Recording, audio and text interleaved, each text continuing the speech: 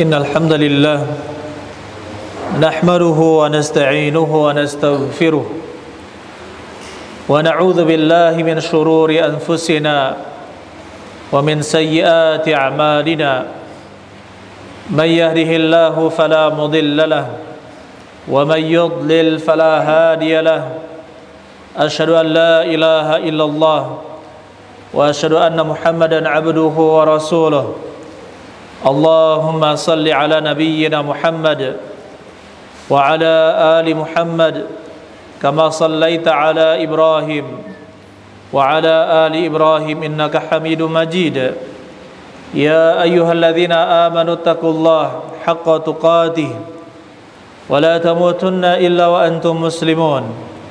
Ya ayyuhalladzina amanu taqullaha wa qulu qawlan sadida يصلح لكم أعمالكم ويغفر لكم ذنوبكم ومن يطع الله ورسوله فقد فاز فوزا عظيما وبعد أيها الإخوان rahimani wa rahimakumullah, saudara-saudara sekalian, bapak-bapak sekalian yang mudah-mudahan kita semua dirahmati oleh Allah Subhanahu wa taala. Marilah sama-sama kita berusaha meningkatkan ketakwaan kita kepada Allah Subhanahu wa taala dengan menjalankan perintah-perintah Allah dan juga menjauhi larangan-larangan Allah Subhanahu wa taala. Perintah Allah itu sangat banyak sehingga kita harus mempelajarinya. Begitu pula larangan Allah Subhanahu wa taala juga sangat banyak. Kita harus mempelajarinya agar kita tidak terjatuh ke dalam kesalahan. Saudara-saudari sekalian, saudara-saudara sekalian, bapak-bapak sekalian, mudah-mudahan kita semua dirahmati oleh Allah Subhanahu wa taala.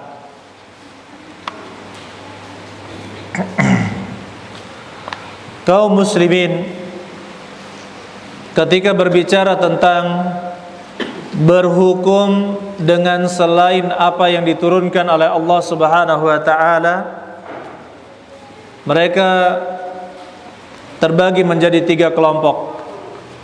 Berhukum dengan hukum selain Allah Subhanahu wa taala, kaum muslimin terbagi menjadi 3 kelompok. Kelompok yang pertama adalah kelompok yang tidak menganggap hal tersebut, bahwasanya kita boleh melakukan apapun yang kita kehendaki meskipun kita tidak berhukum dengan hukum Allah, maka kita dipersilakan untuk itu.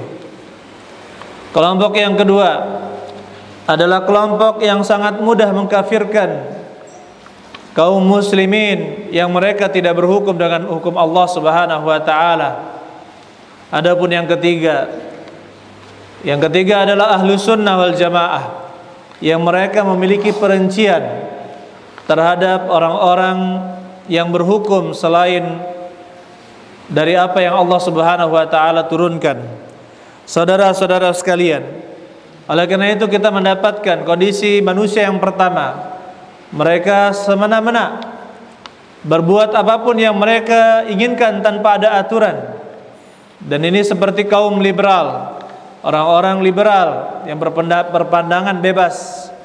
Bahkan mereka mengatakan, ya, setiap manusia berhak melakukan apapun yang dia kehendaki. Na'udzubillahi min dzalika. Kemudian kelompok yang kedua, ayyuhal ikhwan, adalah kelompok yang terpengaruh dengan pemikiran kaum Khawarij, yang mereka itu suka mengkafirkan kaum muslimin, yang mereka itu suka mengkafirkan para hukam, para pemerintah, begitu pula mengkafirkan aparat kepolisian dan juga TNI. Begitu pula ayyuhal ikhwan, orang-orang yang tidak sependapat dengan pemikiran mereka, mereka kafirkan dengan mudah. Maka kita katakan golongan yang kedua juga tidak kalah berbahayanya dari golongan yang pertama. Adapun ahli sunnah wal jamaah ayyuhal ikhwan, maka kita akan pelajari insyaallah bagaimana akidah ahli sunnah wal jamaah tentang berhukum dengan apa yang diturunkan oleh Allah Subhanahu wa taala. Yang pertama ayyuhal ikhwan, di antara bentuk kesyirikan adalah seorang meyakini bahwasanya hukum selain Allah lebih utama daripada hukum Allah, atau menyatakan sama saja. Orang yang menyatakan bahwa dan meyakini bahwasanya hukum selain hukum Allah itu lebih utama dari hukum Allah, atau hukum selain Allah sama dengan hukum Allah, maka dia itu adalah orang yang musyrik, orang yang kafir, dan orang yang seperti ini keluar dari agama Islam. Kata Allah Subhanahu wa taala di dalam surat Al-Maidah, "Afa hukmal jahiliyati yabghun wa man ahsanu minallahi hukma." Apakah hukum jahiliyah yang mereka inginkan, dan siapakah yang lebih baik hukumnya dari Allah? Pertanyaan ini tidak butuh jawaban, karena tidak ada yang lebih baik hukumnya daripada hukum Allah Subhanahu wa taala. Begitu pula kata Allah Subhanahu wa taala dalam surat At-Tin, "Alaihissallahu biahkamil hakimin." Bukankah Allah adalah hakim yang paling menghakimi? Ini juga menunjukkan bahwasanya tidak ada hukum selain hukum Allah Subhanahu wa taala. Barang siapa yang meyakini bahwasanya hukum buatan manusia lebih utama atau sama dengan hukum Allah Subhanahu wa taala, maka dia keluar dari agama Islam. Begitu pula yang kedua, ayyuhal ikhwan, apabila ada seorang menganggap boleh berhukum dengan selain yang Allah Subhanahu wa taala turunkan, maka ini juga termasuk di dalam kekafiran. Jadi dia mengatakan bahwa boleh seorang itu berhukum dengan hukum selain Allah Subhanahu wa taala. Begitu pula yang ketiga, orang yang memasang aturan, menetapkan aturan-aturan, undang-undang, peraturan-peraturan, hukum-hukum yang dia bertentangan dengan Alkitab dan juga As-Sunnah, bertentangan dengan Al-Quran dan juga hadis-hadis Nabi Sallallahu Alaihi Wasallam dan juga syariat Islam, maka orang yang membuat hukum tersebut juga telah melakukan kesalahan yang fatal. Orang seperti ini telah menyaingi Allah Subhanahu wa taala dalam hukum Allah Subhanahu wa taala, maka dia dimasukkan juga ke dalam golongan-golongan orang yang keluar dari agama Islam. Tetapi perlu kita ingat ayyuhal ikhwan, orang yang berhukum dengan selain hukum Allah Subhanahu wa taala memiliki beberapa golongan, memiliki beberapa tingkatan. Ada orang yang meyakini bolehnya berhukum dengan hukum selain Allah, meskipun dia tidak berhukum, meskipun dia berhukum dengan hukum Allah, ya, meskipun dia berhukum dengan hukum Allah, tetapi di dalam hatinya dia meyakini bahwa hukum selain Allah itu lebih utama atau sama, maka dia keluar dari agama Islam. Kemudian yang kedua, orang yang meyakini bahwa hukum selain hukum Allah itu lebih utama dan dia mengerjakannya juga sambil meyakini bahwa hukum selain hukum Allah lebih utama atau sama dengan hukum Allah, maka orang seperti ini juga keluar dari agama Islam. Adapun orang yang mendapatkan tekanan, orang yang mendapatkan ketakutan, sementara hatinya meyakini bahwa hukum Allah adalah yang paling tinggi, dan dia terpaksa melakukannya karena ketakutan atau karena tekanan atau karena nafsunya, maka orang seperti ini terjatuh ke dalam kefasikan, jatuh ke dalam dosa yang besar. Dan sebagaimana kita katakan, orang yang jatuh di dalam dosa besar, maka di akhirat, di dunia dihukumi sebagai orang muslim, sedangkan di akhirat dia ada di antara masyiatullah. Apabila Allah ingin mengazabnya, maka Allah akan mengazabnya. Jika tidak, maka Allah Subhanahu wa taala akan mengampuninya. Oleh karena itu, ya ikhwan, orang-orang yang ada di pemerintahan, yang mengurus negara ini dan juga memegang hukum, kita tidak bisa memukul rata orang-orang tersebut. Ada orang-orang yang sangat cinta menerapkan hukum Allah Subhanahu wa taala, dan ada orang yang terpaksa mendapatkan tekanan sehingga harus berhukum dengan hukum selain Allah. Kemudian juga ada orang yang mengikuti nafsunya. Dia meyakini bahwasanya hukum Allah itu lebih tinggi, tetapi dia melanggar hukum Allah Subhanahu wa taala bukan karena meyakini hukum selain Allah lebih utama, tetapi dia bermaksiat, dia ingin melakukan hukum selain hukum Allah Subhanahu wa taala, maka ini jatuh ke dalam perbuatan maksiat. Laksana seorang kepala keluarga, terkadang dia melakukan hal-hal yang bertentangan dengan hukum Allah Subhanahu wa taala. Dia meyakini bahwasanya tidak boleh memukul anak sampai berbekas, misalkan. Dan ini dia yakini inilah yang terbaik yang diajarkan oleh Nabi sallallahu alaihi wasallam. Tetapi dia memaksakan dirinya untuk marah, kemudian memukul anaknya dengan pukulan yang sangat berbekas, bahkan terluka, bahkan sampai patah.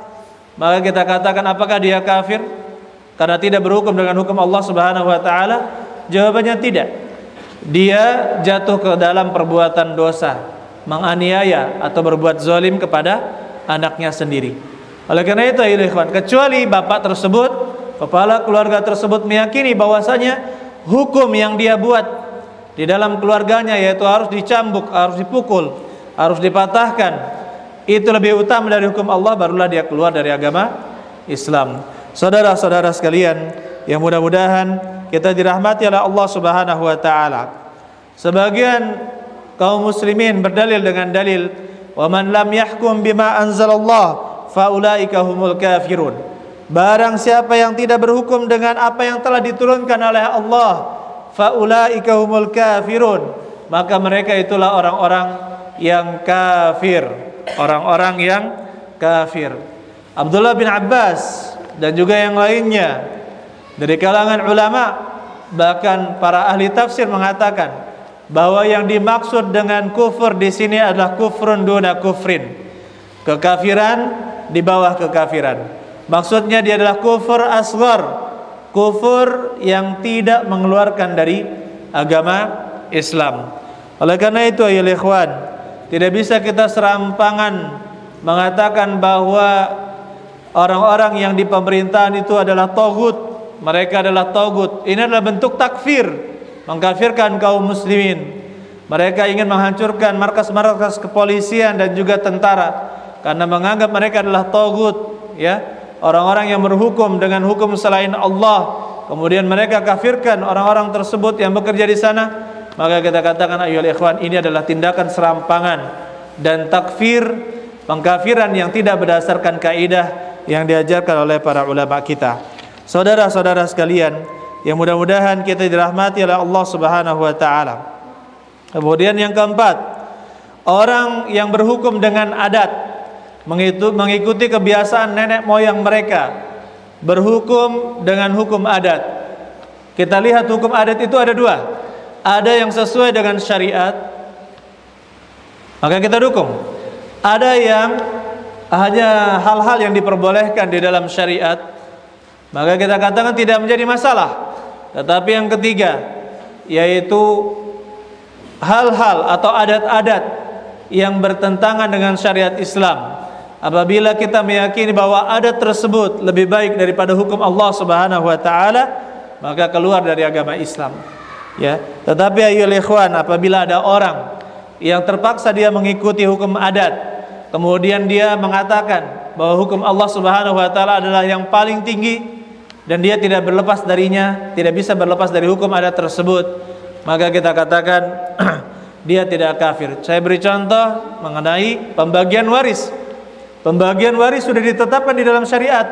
Bagian anak laki-laki sekian, bagian anak perempuan sekian. Bapak, ibu, istri. Istri kalau ada 4 ada 3. Begitu pula kalau misalkan ada putri, tidak ada anak laki-laki, tetapi ada saudara, ada saudari. Maka yang seperti ini sudah ditetapkan bagiannya di dalam syariat kita. Terkadang hukum adat tidak bisa ditentang.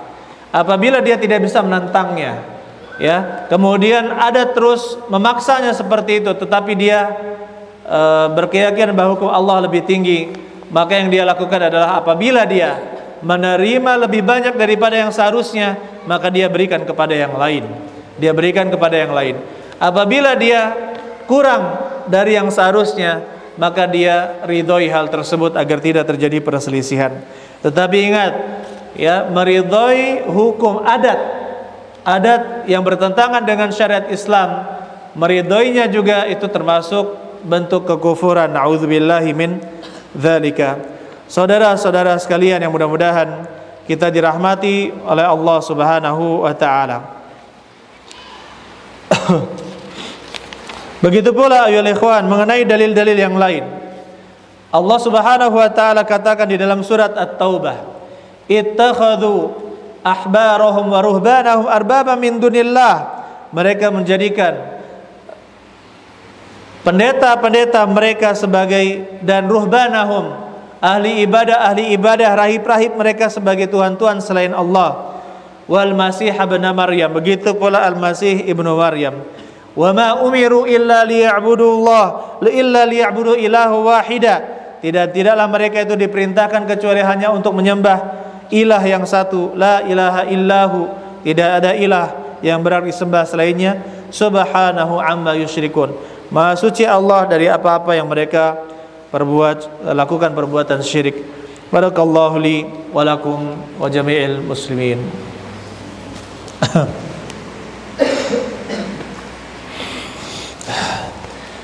Alhamdulillahi rabbil alamin, wassalatu wassalamu ala akmalani ala nabiyil mustafa Muhammadin wa ala alihi wa sahbihi ajma'in, wa ba'd. Mengapa orang-orang ahli kitab dikatakan mereka itu menyembah pendeta-pendeta mereka, rahib-rahib mereka, ahli ibadah mereka? Karena mereka ketika menghalalkan sesuatu yang haram, para pengikutnya ikut menghalalkan sesuatu yang haram. Ketika para pendeta tersebut mengharamkan sesuatu yang halal, maka mereka pun mengikuti apa yang dikatakan oleh para pendeta tersebut. Maka yang seperti ini ayolah ikhwan adalah bentuk ketaatan kepada mereka. Dzalika bi annahum, oleh karena itu ya, ini termasuk bentuk kesyirikan karena menyaingi, karena telah membuat hukum sendiri dan menyelisih hukum Allah Subhanahu wa taala. Kemudian ayolah ikhwan, di antara bentuk kekufuran adalah membenci syariat Allah Subhanahu wa taala, membenci hukum Allah Subhanahu wa taala. Allah Subhanahu wa taala katakan, "Dzalika bi annahum karihu ma anzalallah fa ahbata a'malahum." Itu karena mereka telah membenci apa-apa yang Allah turunkan sehingga Allah pun membatalkan amalan-amalan mereka. Allah menghabiskan amalan-amalan mereka, jadi percuma apa yang telah mereka lakukan di dunia ini. Dan ini ayolah ikhwan bukan permasalahan yang ringan. Maka kita ya berusaha terus agar bagaimana Allah Subhanahu wa taala, agar kita atau masyarakat kita bisa kembali kepada syariat Islam, bukan dengan jalur pemberontakan atau yang disebut dengan revolusi. Tidak, kita biarkan, kita berdakwah kepada Allah Subhanahu wa taala sehingga masyarakat sendiri menginginkan untuk menerapkan hukum Allah Subhanahu wa taala. Dan kita katakan, ya, yang memegang pemerintahan, yang memegang kekuasaan, hukumnya mereka bertanggung jawab pada Allah Subhanahu wa taala dengan sendiri. Begitu pula kita sebagai rakyat bertanggung jawab dengan apa yang kita lakukan. Oleh karena itu, marilah kita sama-sama ya berusaha meniatkan agar kebaikan-kebaikan Islam ini menyebar ke seluruh dunia, terutama di negeri kita, negeri Indonesia, sehingga semuanya pun menjadi ridha dengan hukum Allah Subhanahu wa taala. Dan jika tidak, maka kita terus bersabar ya, dan mudah-mudahan Allah Subhanahu wa taala memberikan taufik kepada kita semua. Dan akhirnya di hari Jumat perbanyaklah selawat kepada Nabi Muhammad sallallahu alaihi wasallam. Allahumma salli wa sallim ala nabiyil mustafa Muhammadin wa ala alihi wa sahbihi ajma'in.